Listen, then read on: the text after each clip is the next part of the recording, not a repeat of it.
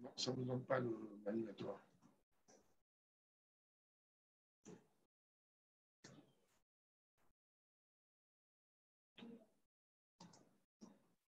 Oui, ça marche. OK.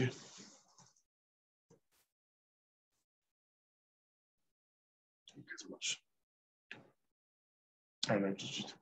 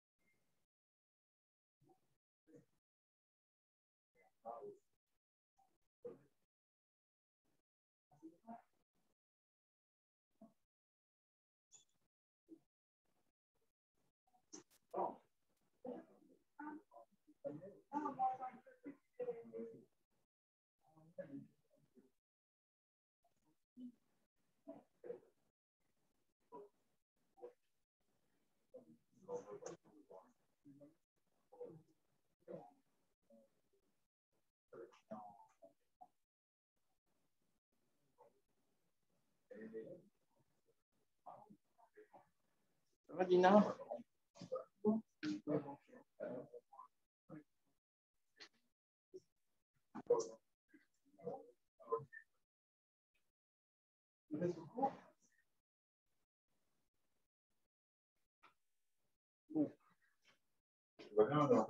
Oui, ça va, mon coach.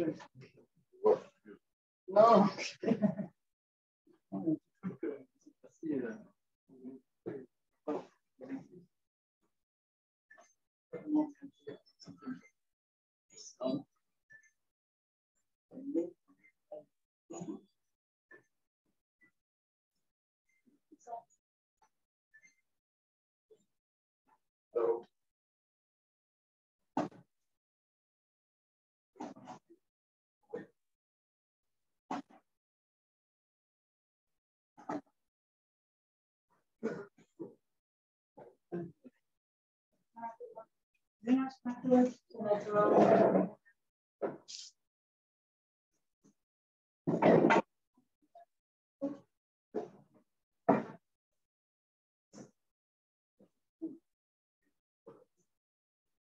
Bien, on va démarrer quand même.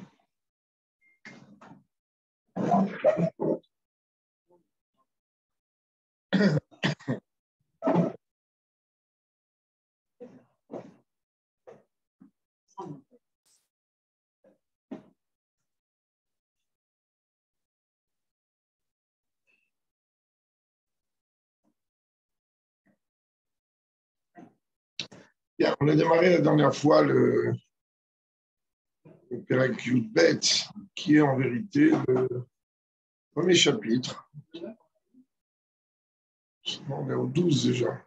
On commençait à parler du Benoni la semaine dernière. On a expliqué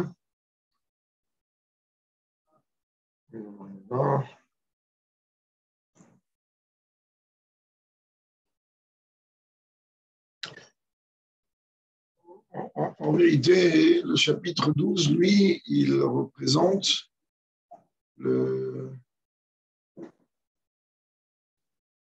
démarrage de l'explication de tout ce que représente le Tanya. Parce que la Nekuda du Tanya, elle est essentiellement le Sefer Shel Benonim. On a dit lors du premier shiurim. C'est quand même assez bizarre d'appeler un livre Sefer Shel Benonim.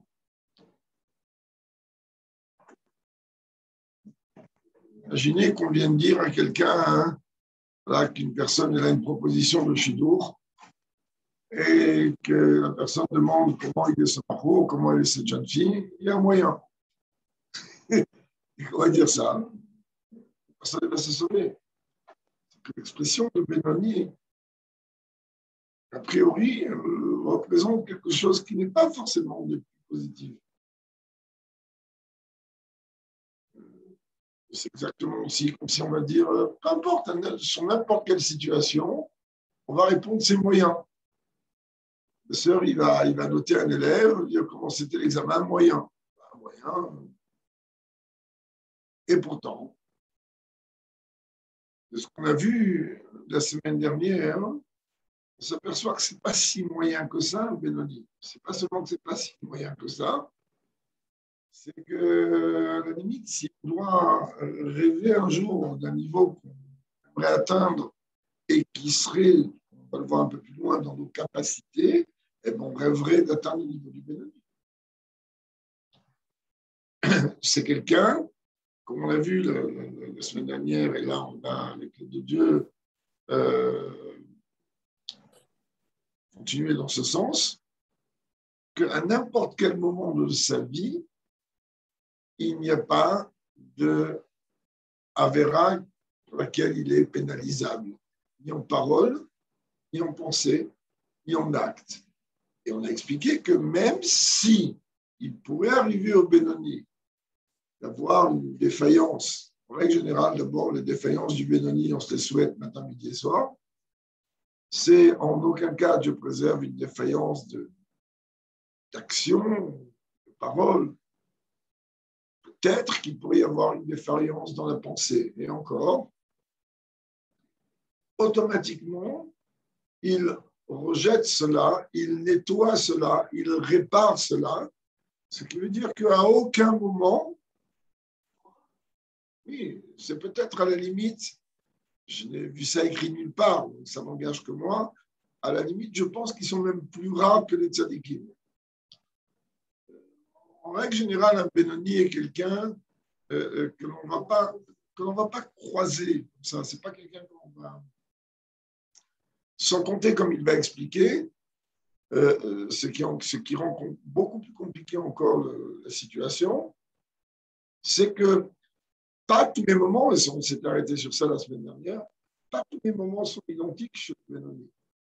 C'est-à-dire que le Benoni, il atteint ce qu'on appelle en français son apothéose. À quel moment? Au moment où il prie, au moment où il étudie. Et, alors, ok, dans la tfila, dans l'étude, il y a plusieurs niveaux, il y a plusieurs dimensions, il y a plusieurs capacités. Même pour quelqu'un qui a déjà une grande connaissance de la tfila, une grande connaissance de l'étude de la Torah, les niveaux sont différents. Même si on a eu le même professeur et même si on a étudié les mêmes textes, eh ben, dans Shabbat, on n'a pas tous la même façon de raisonner, de penser, de recevoir l'enseignement. Donc, pareil chez le Benoni. Puisqu'en vérité, son attachement à Dieu, sa fusion avec Dieu s'exprime essentiellement au moment où il prie, au moment où il étudie, alors dans ce cas-là, il est clair et net que chez le Benoni, il y a une infinité de niveaux, et chez le Benoni lui-même, c'est une courbe. Il y a des hauts et des bas. C'est-à-dire quoi des hauts et des bas? Il y a des moments où, lorsqu'il va prier, alors sa fusion avec Dieu, elle va être, on va mettre un chiffre, je ne sais pas, à 80. Et il y a des moments quand il va prier, sa fusion avec Dieu, elle va être à 30. Et il fusionne, c'est parfait, c'est merveilleux. Mais pas comme hier. Chaque jour, les choses sont différentes. Oui, chez le Benoni, il est tout le temps connecté. Mais il y a des moments comme ci, des moments comme ça. Et on peut le voir même chez nous. Dans moins de 14 jours, on va arriver à Rosh Hashanah, avec l'aide de Dieu en bonne santé. Et ben, la connexion que tout le monde va avoir, et à Rosh Hashanah, et à Yom Kippour, et pendant la semaine qui sépare les deux, elle est d'aucune commune mesure avec la connexion qu'on a eue pendant toute l'année. Bon, c'est des moments où on nous réveille d'en haut, et à partir de là, les choses donc, prennent une proportion différente. Mais comment le Benoni arrive à cette connexion-là, ben, ce n'est pas compliqué. On a expliqué que dans le cœur, il y a donc deux côtés, donc deux ventricules, pour ça comme on veut. Et ben, au moment de la tfila, avant la tfila, c'est un combat, mais dans lequel il ne laisse pas le côté gauche faire ce qu'il veut, ni en pensée, ni en parole, d'acte. Mais pendant la tfila et pendant l'étude de la Torah, il fait pire, il bloque. C'est-à-dire que c'est comme si on va prendre un verre, on va poser un autre verre dessus, et il ne va pas laisser du tout le côté gauche s'exprimer. C'est une merveille. C'est-à-dire qu'il va laisser que le côté droit se connecter avec Dieu. Et pendant l'exemple qu'on a pris la semaine dernière, pendant ce temps, le côté gauche, il tape. Et donc, une fois qu'il n'y a plus la tfila, une fois qu'il n'y a plus l'étude de la Torah, waouh, c'est un taureau qui en corne, qui se... Mais malgré tout cela, eh ben, là, on voit que la Tmazaken vient nous donner une définition de ce qu'on appelle Benoni, qui est très très loin de celle que nous on a l'habitude d'utiliser. Et là, on va dire, c'est pas seulement que le Benoni, c'est pas si moyen que ça, mais le Benoni, c'est le rêve de chacun, de se dire, oui, on aimerait arriver à ça, on aimerait arriver à ça. Alors, ok, on peut peut-être arriver à ça, de temps en temps. Peut-être. Je dis bien peut-être. Et c'est la raison pour laquelle, qu'à travers, entre autres, l'étude du Tanya, et à travers la mise en application de cette étude, on dit combien le Rabbi a insisté qu'avant la Tfila, on étudie, à part le Tanya du jour, quelques points du Tanya, ou encore mieux, les mots du Rabbi sont plus développés que ça. Le Rabbi prend un chapitre de Tanya avant la Tfila, comme faisait le Chassidim à l'époque. Eh bien, lorsqu'on va étudier ne serait-ce que quelques lignes, ne serait-ce que quelques mots, automatiquement notre cœur va s'ouvrir. Le côté droit prendra d'une manière ou d'une autre le dessus sur le côté gauche. Donc, la question qu'on a posée, sur ça, avec laquelle on va démarrer Dieu les choses d'aujourd'hui, c'est n'arrive pas à comprendre qu'est-ce que c'est que ce Benoni. C'est-à-dire que si c'était un tzaddik, c'est-à-dire quelqu'un qui n'a plus de Yetzirah, alors ok, il est au top. Il est au top, il prie. De toute façon, Dieu est infini, donc les niveaux de connexion et d'attachement à Dieu sont infinis. Chaque jour, il va évoluer, avancer, évoluer, avancer, évoluer, avancer. Il va faire son boulot, c'est très bien. Mais il y a un haut et un bas, mais que dans le bien. Chez lui, il y a un manque à gagner, il n'y a pas de perte. C'est-à-dire, on va prendre quelqu'un qui a un capital d'1 million de shekels, il doit amener avec ce million, il doit faire fructifier ce million, j'ai un exemple complètement débile, il doit rapporter 10 000 shekels tous les jours. Et ben, le jour où il a rapporté que 9 999, ça s'appelle une avéra pour lui. Il manque rien, il a ramené quelque chose.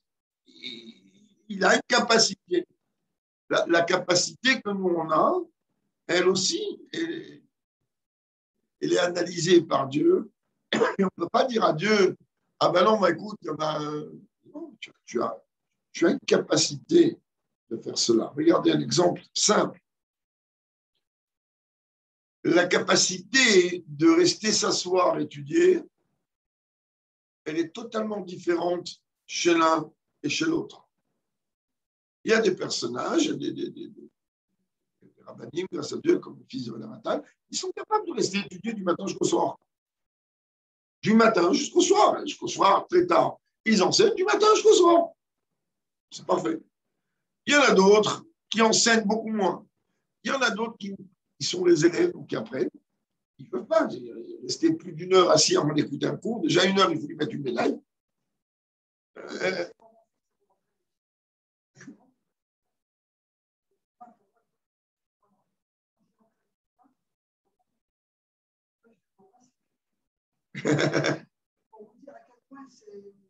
Donc, prenez-le maintenant. Alors, ça que la Torah elle dit, que chacun doit étudier suivant ses capacités.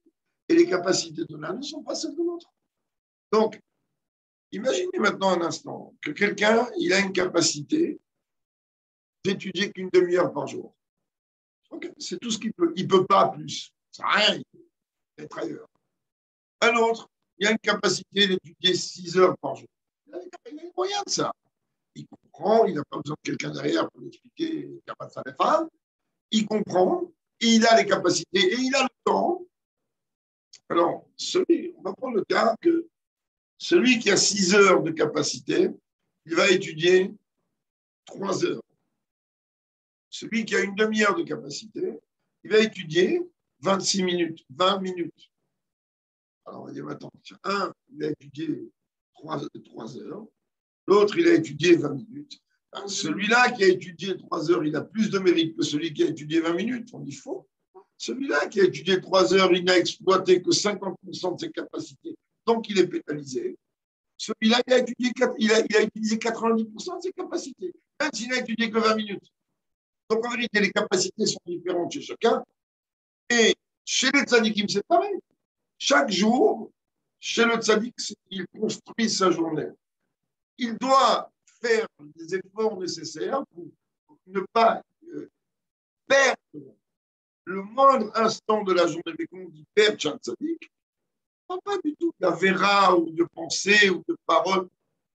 Il n'a pas d'itinéraire. Ça n'a rien à voir avec ça. C'est 2 mondes. Le tzaddik, lui, c'est une élévation constante. Seulement, on lui dit, regarde, Coco. Et on lui dit pas Coco, mais c'est pas grave. Hier, tu as 1 kilomètre, alors que tu avais les capacités d'atteindre 1,3 kilomètre. Tu as perdu 300 mètres. On ne va pas te pénaliser pour ça, mais tu n'as pas. En général, les tzadikim, oui, ils savent ce qui ne va pas. Parce que quand vous voyez, même si on ne le voit pas réellement, moi j'ai vu des gens très hauts faire un kratchma à mita. Quand on les regarde faire kratchma à mita, on se dit, attends, si lui, il fait kratchma à mita comme ça, moi, je dois faire comment kratchma à mita? Je dois prendre une corde et je ne sais pas quoi. Ce sont des gens qui sont réellement conscients de plus ou moins de leur capacité, mais conscients qu'ils sont capables de faire beaucoup plus, et beaucoup plus, et beaucoup plus, et beaucoup plus, et beaucoup plus. Sans compter le fait que les tzadikim vivent les moments réellement. Chez un tzadik, le service de Dieu du mardi, du Yom Shlishi, n'a rien à voir avec le service de Dieu du lundi, et encore moins n'a rien à voir avec le service de Dieu du mercredi. Chez nous, comme on dit en russe, on beza, Parvata. Chez nous, on fait de la mouchia. Chez nous, il n'y a pas de différence entre dimanche, lundi, mardi, mercredi, jeudi. Peut-être un peu Shabbat. Comme on change de vêtements, alors on se rappelle que c'est Shabbat. Mais chez les tzadikim, c'est un travail. La preuve est, c'est que lorsqu'on parle, on a parlé aussi la semaine dernière, il me semble qu'il y a 2 semaines, lorsqu'on parle de la tchouva que l'on doit faire dans ces 40 jours, de Rosh Chodesh Elul jusqu'à Yom Kippour, eh ben, on me dit, écoute, ça ne suffit pas de faire tchouva sur le 1, 2, 3, 4 du mois. Ça ne suffit pas de faire tchouva sur les mois, tu sais déjà qui se lève. Mais tu dois faire tchouva aussi sur les jours, c'est-à-dire lundi, mardi, mercredi. Et donc, puisque je dois faire tchouva aussi sur les jours, ce n'est pas forcément est-ce que j'ai commis une avéra un mardi. C'est est-ce que j'ai vécu le mardi, comme un mardi. À notre niveau, ça ne va rien dire du tout, parce qu'on ne comprend rien. Les tzadikim, eux, vivent cette chose-là. Du moment où ils vivent cette chose-là, oui, ils savent qu'on est Yom Shlishi. On le voit d'ailleurs, je vais vous donner une preuve élémentaire, facile au plus haut niveau. Combien de sikhot du rabbi, où le rabbi, lorsqu'il veut décortiquer un moment présent, ben le rabbi dit on est mardi, on est mercredi. Ce qui veut dire que, je ne sais pas qu'on est mardi, je sais pas. Qu'est-ce que tu viens m'apprendre? Ah, mais non, mais tu n'as pas compris. Je vais te montrer la relation qu'il y a entre le mardi, le 16 du mois, le mois des Louls. Alors, quand on décortique, on va s'apercevoir que le mois, il a une force particulière.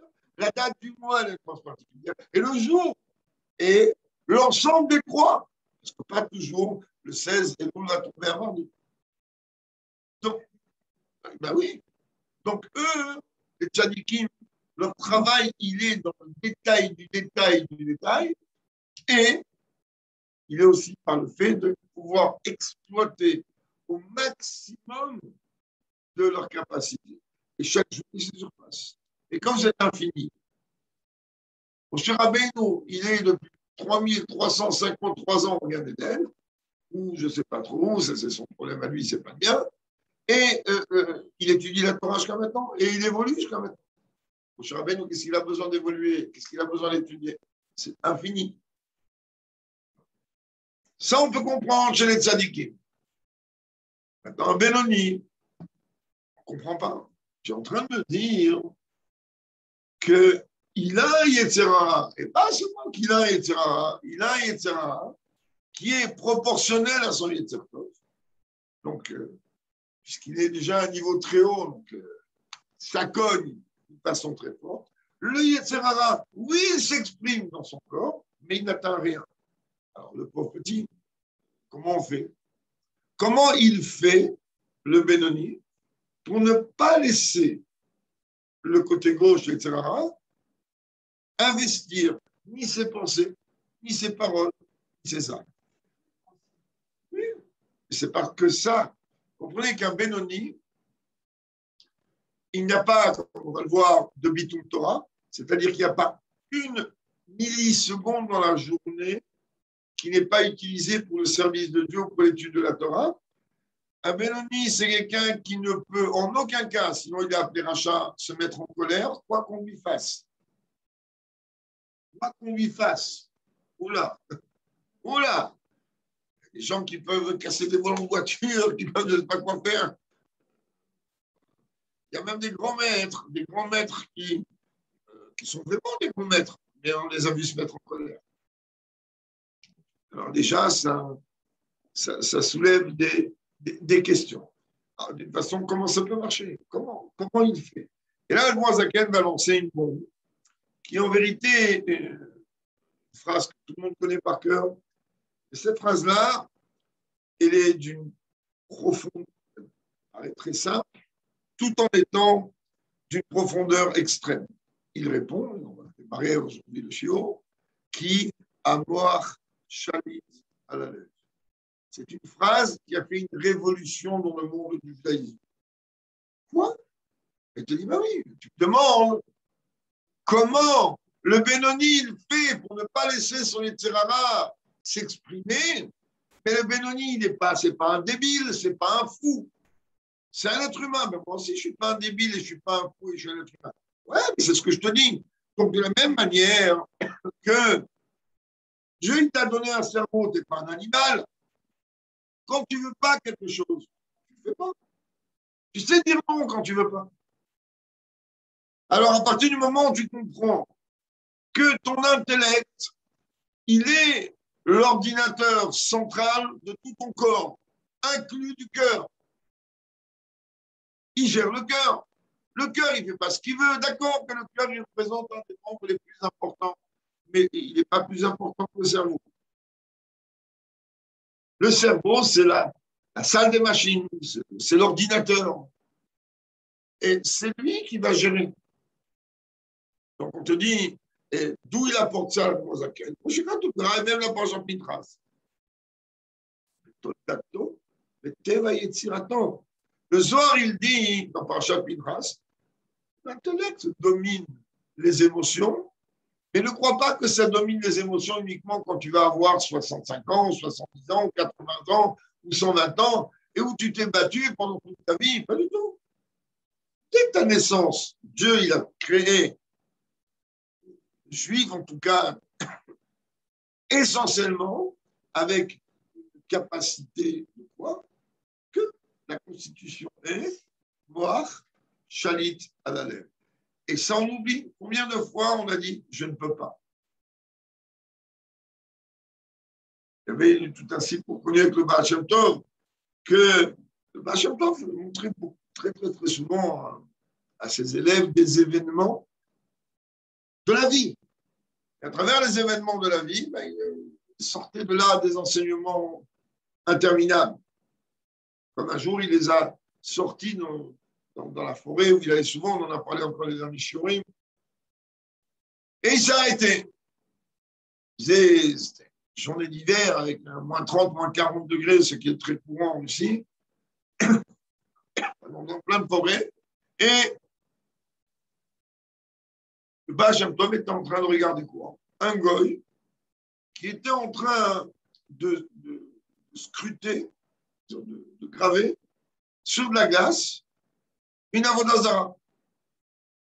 Et une fois qu'ils ont vu ça, ils sont rentrés à l'Yeshiva. Tu peux sortir pour voir un goy en train de scruter, de graver une avodah zara sur de la glace.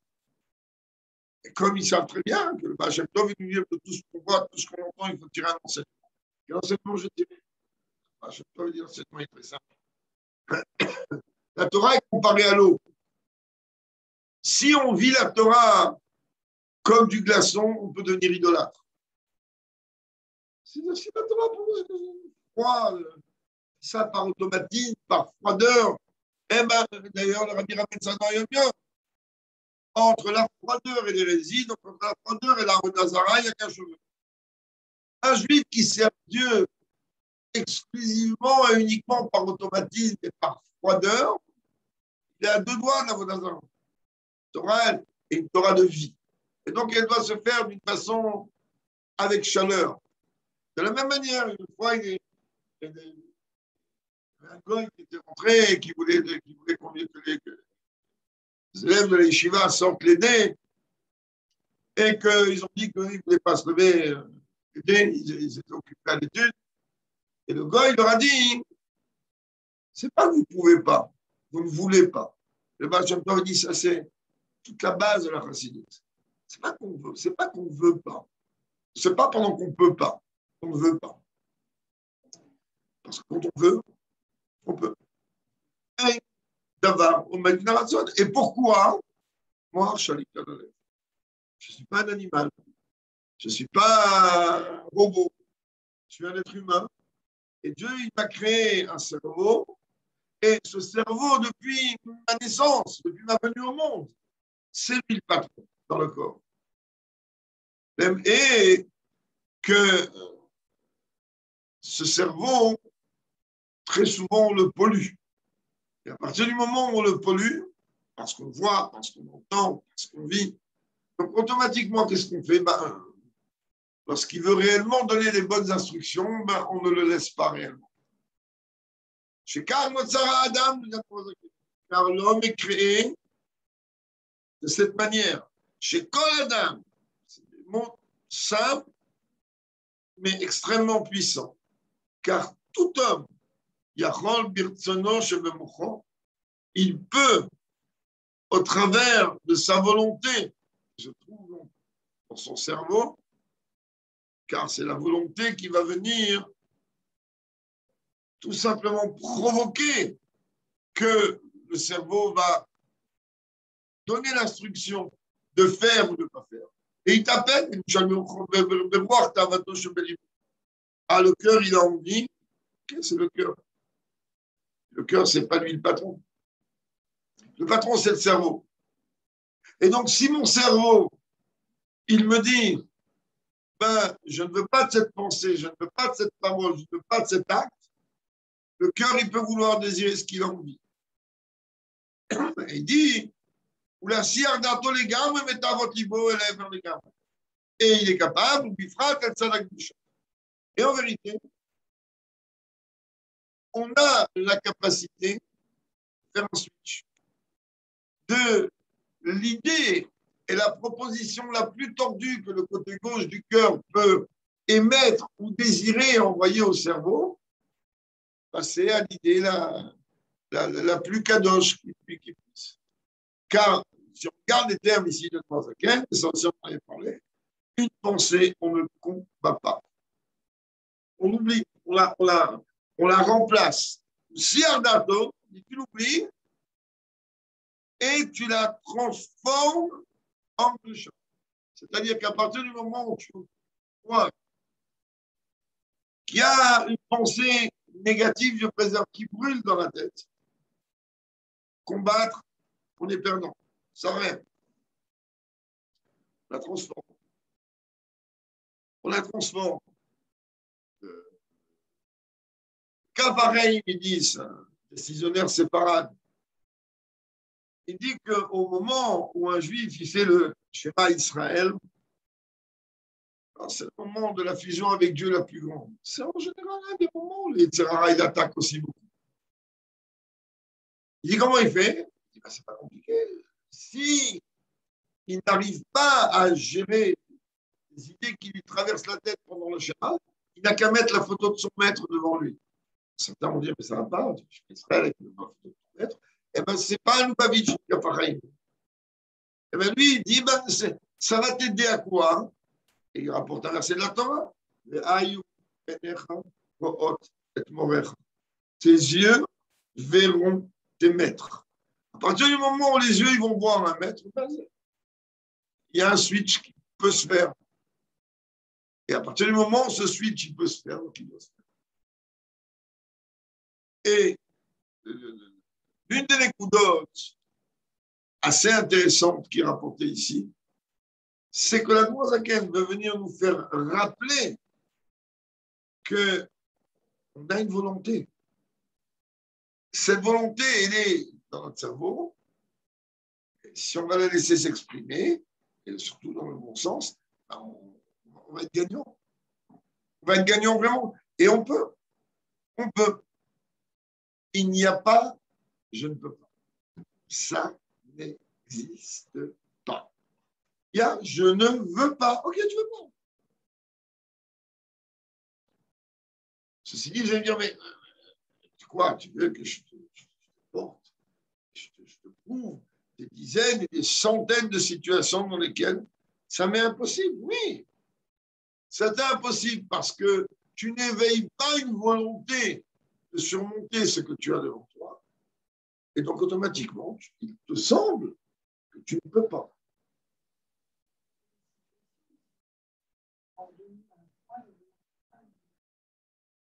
Oui, parce que c'est beaucoup plus facile de... je vais vous donner une halakha dans le Shabbat qui va vous choquer. C'est une halakha choquante. Pourtant, c'est... Ratali enseigne ici Shabbat en ce moment. C'est une halakha choquante. On dit que quelqu'un qui se met en colère Shabbat, il commet pas seulement la avéra gravissime de se mettre en colère, pas seulement la avéra d'allumer un feu. En colère, c'est allumer un feu intérieur, mais il commet une autre avéra. Et celle-là, personne ne la connaît si on n'a pas étudié. Il commet la avéra de prendre un médicament de Shabbat. Oui, parce que quand il se met en colère, il se vide. C'est-à-dire, il vide ses nerfs, donc il se soigne. T'imagines un diouk comme ça, dans le Shulchan, il se soigne. Comme on dit chez nous en russe, fait dans l'essayer. Il s'est défoulé. Et le fait de se défouler, il s'est soigné. Il n'a pas le droit. Donc, en aucun cas, on peut affronter. Et pourtant, on a eu quoi? Mais des situations, casser la table. Ouais. Shabbat.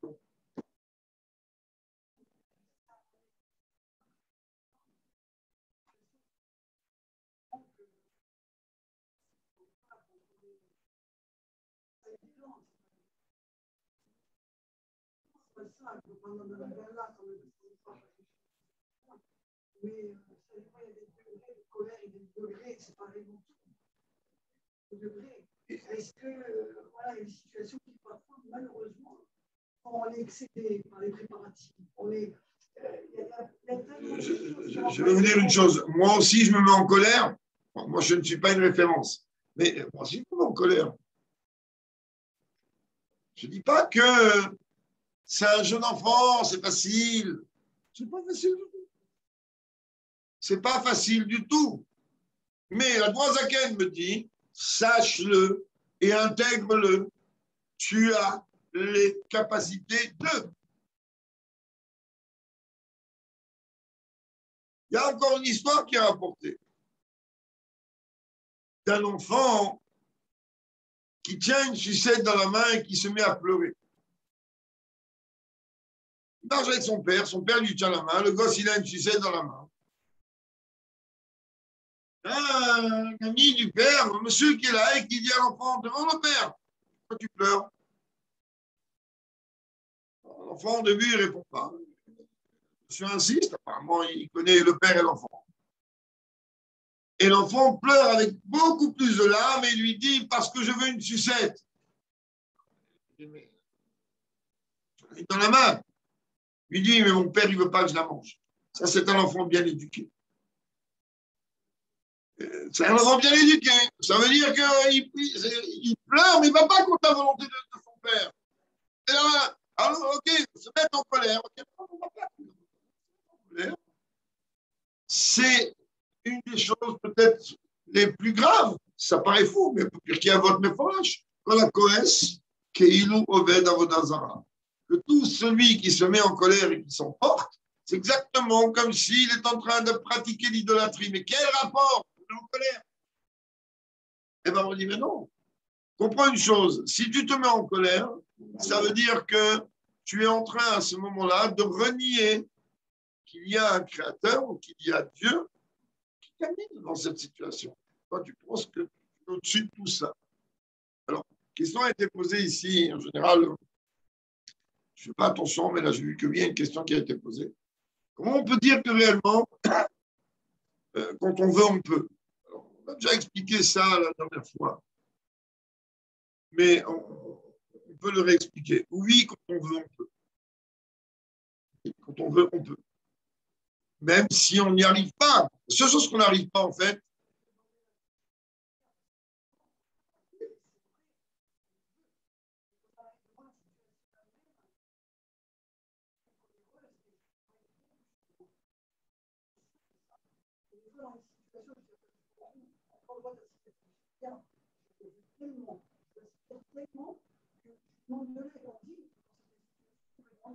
mais c'est évident qu'on a besoin de l'aide du ciel.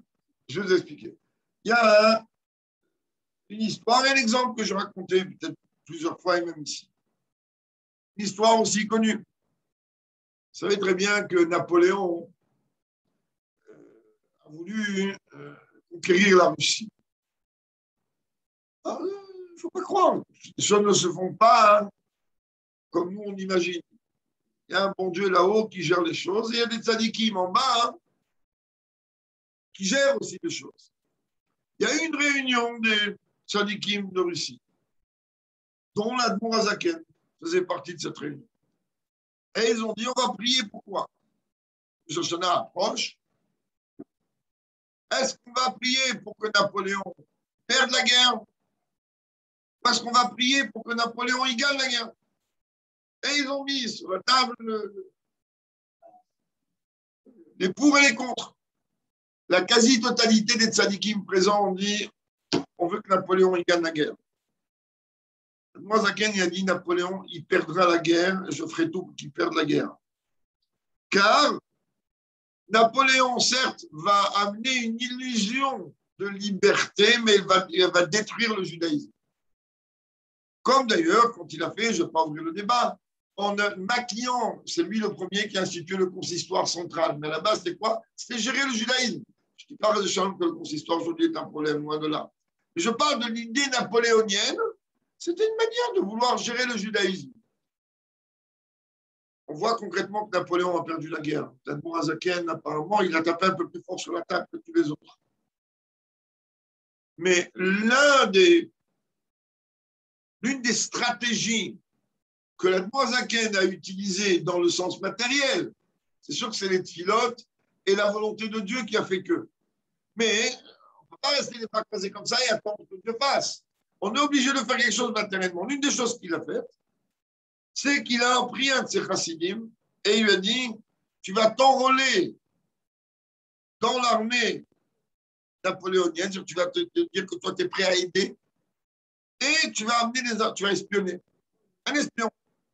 Et les informations qu'il va les donner aux Russes. C'est très grave. Okay. Ce chassid avec sa barbe et son truc, il a réussi à rentrer, à s'infiltrer dans l'armée napoléonienne. Seulement Napoléon, il devenait fou. Chaque fois qu'il changeait de stratégie, comme il voyait que l'ennemi était au courant, il dit, c'est pas possible. Aujourd'hui, quelqu'un est au courant de quoi que ce soit. Et à l'époque, comment voulez-vous être au courant? Il peut savoir que moi, j'ai décidé de passer par-ci, de passer par-là. Alors, à un moment, Napoléon, qu'est-ce qu'il a fait?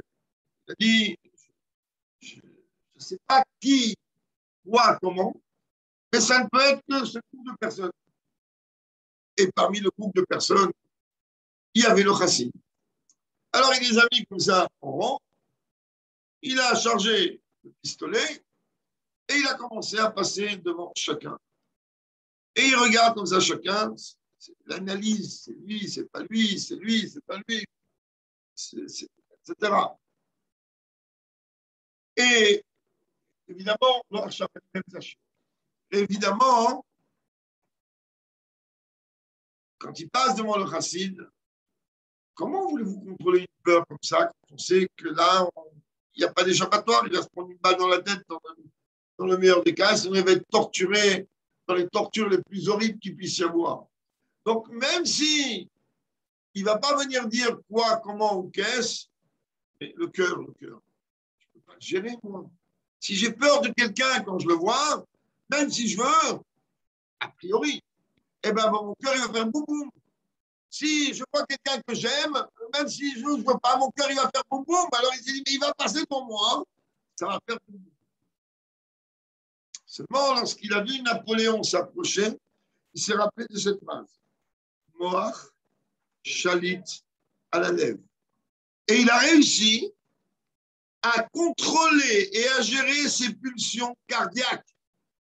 Et lorsque Napoléon est arrivé devant lui et qu'il a posé sa main sur son cœur, il a vu que le cœur battait normalement. Il s'est dit, ça ne peut pas être lui, un autre, il serait mort de peur.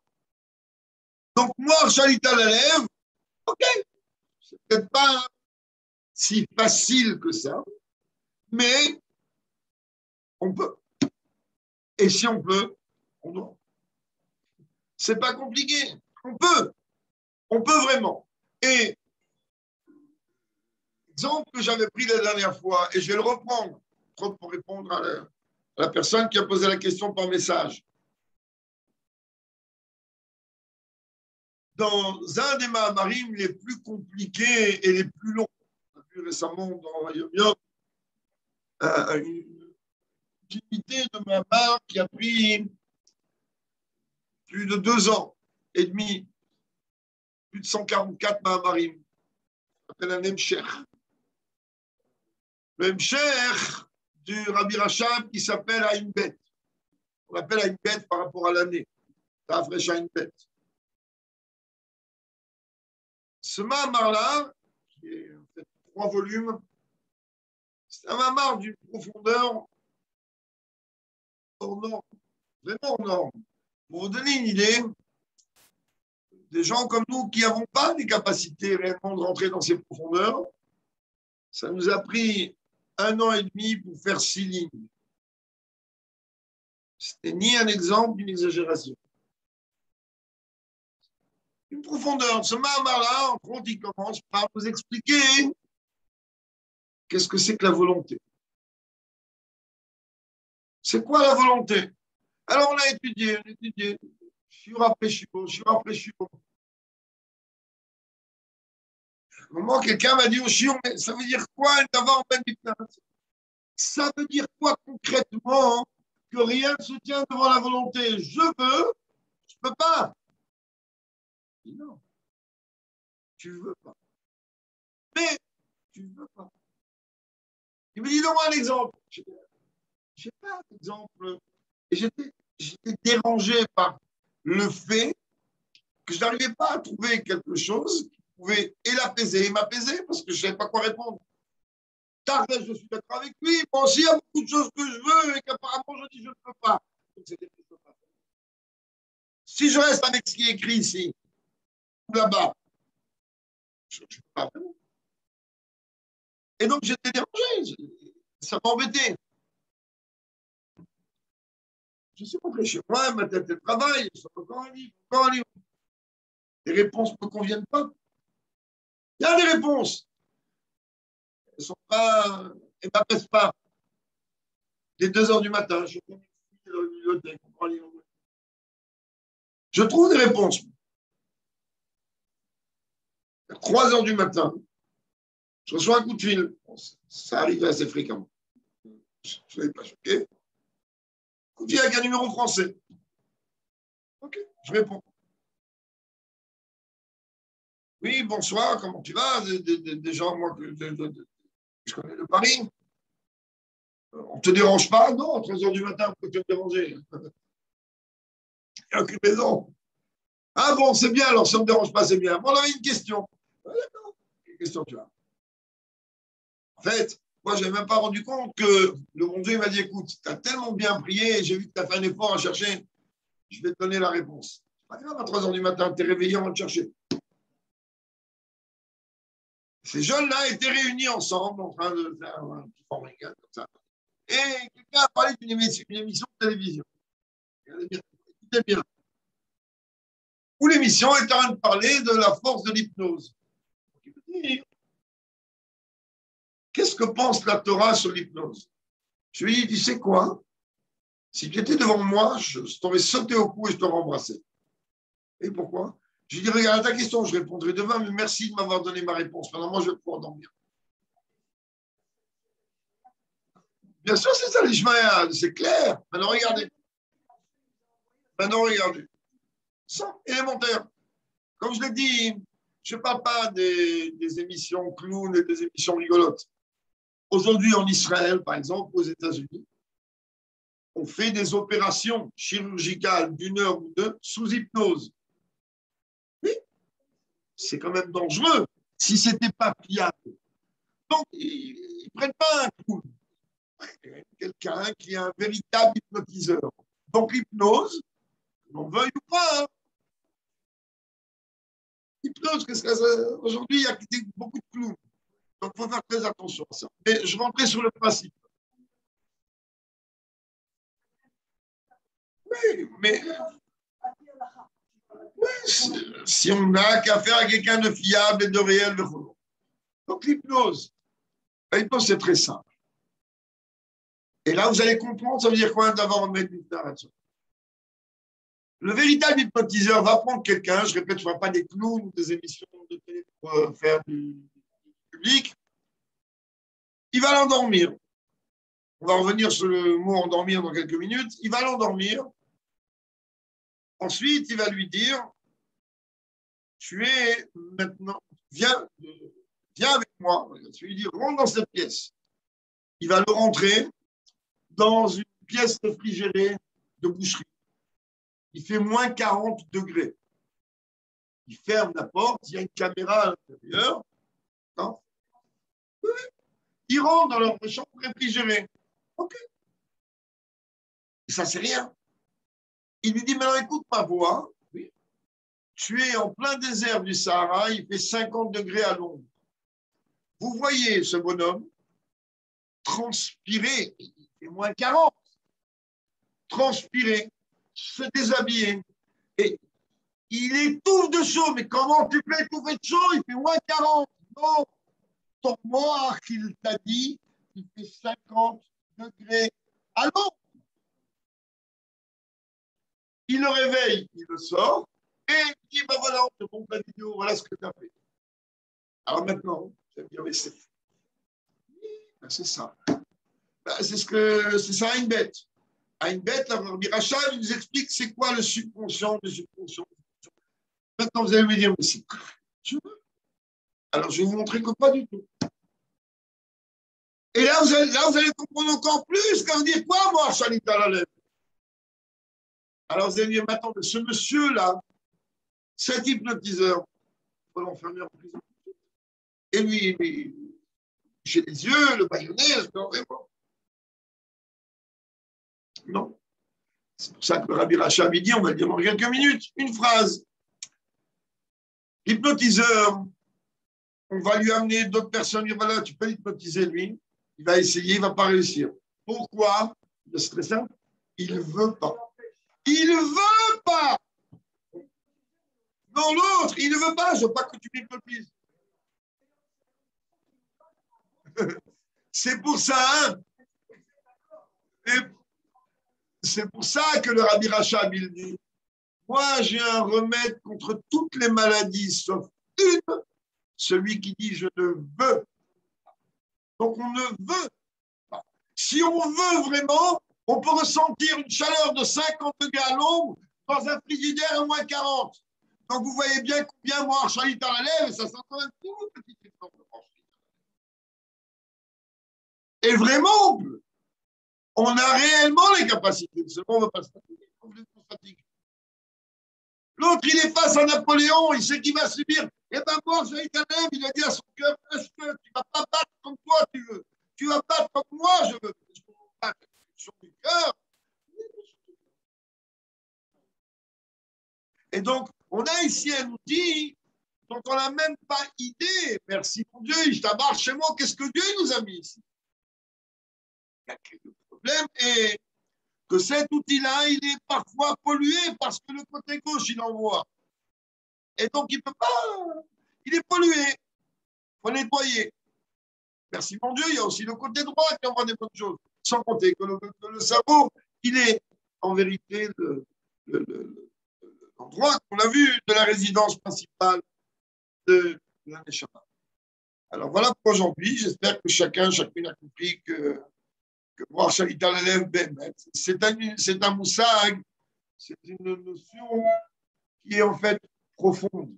C'est-à-dire, c'est un grand travail. On n'arrive pas à ça en claquant des doigts. Mais on peut y arriver. Et à partir du moment où on peut, on consomme. Voilà. Qui est un bon Chayeloul. Dans certains cas, l'hypnose est utilisée d'une façon médicale. Je dis, ils font des opérations chirurgicales.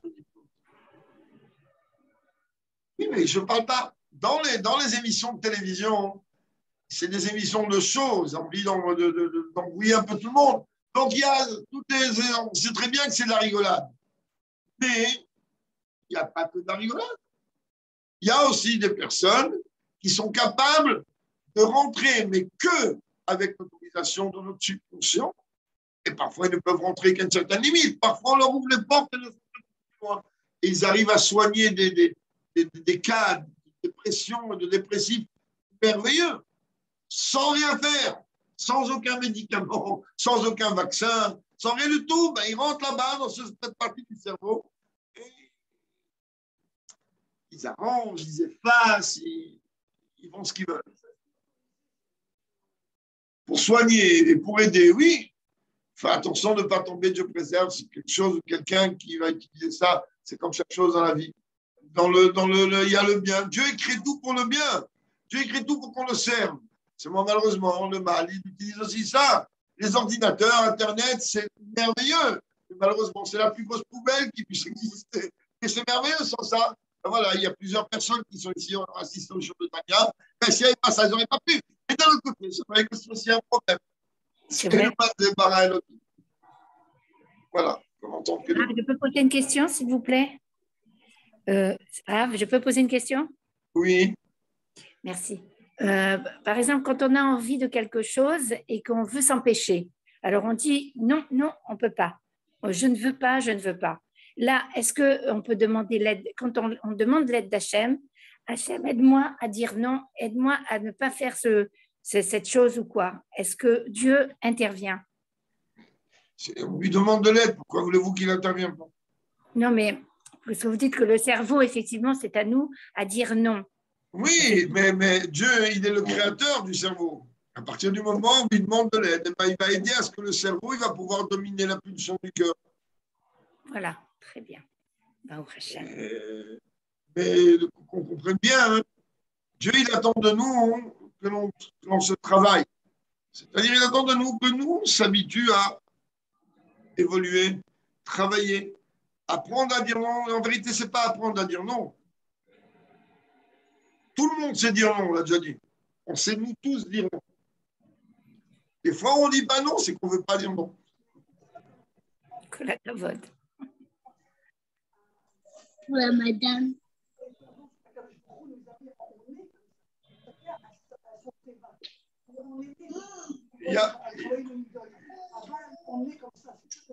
Ça, c'est la voix de mercredi.